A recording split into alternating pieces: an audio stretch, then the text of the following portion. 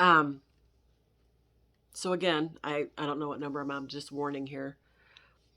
So I remembered that memory, and it's all because I was talking about how when my stepfather had died, how all the feelings of what he had done to me came to the forefront, and how I could never ever get any justice for what he had done to me, and I never will get justice. And I blamed God, because when I was about 8 years old, my mother started us going to church, and again, it's in my book, so I'm remembering as I go now. Um, Started going to a Southern Baptist church, and I loved it. People were so kind to me, so, I don't know, loving is the only way I can think of it. And I never once felt like I did not belong. They made me feel like I belonged there. They wanted me there. And I would hear things like, "Oh, aren't you just so cute? Aren't you just adorable? Oh, look how smart you are. That's awesome to know these things." And my mother would always say things like, "Don't say stuff like that. It just go to her head." They thought she was joking. She wasn't. She didn't want any of that stuff said to me.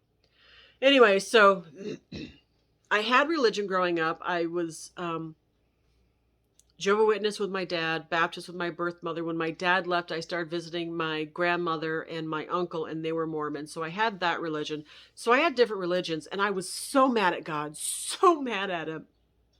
Why would you give me this family that hurt me, that would abuse me, that would beat me, that would verbally, mentally, physically, sexually abuse me? Why?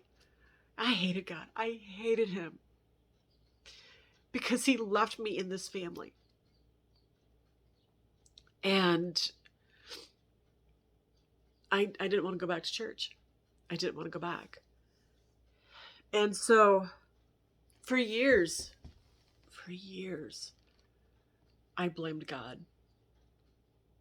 When in fact, I should have been blaming the people that had done this to me.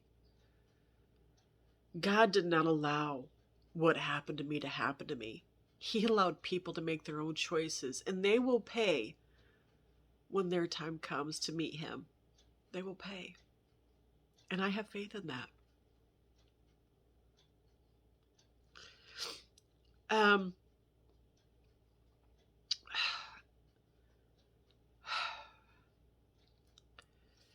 so I'll be talking about when I turn 17 in the next one, and we'll go from there.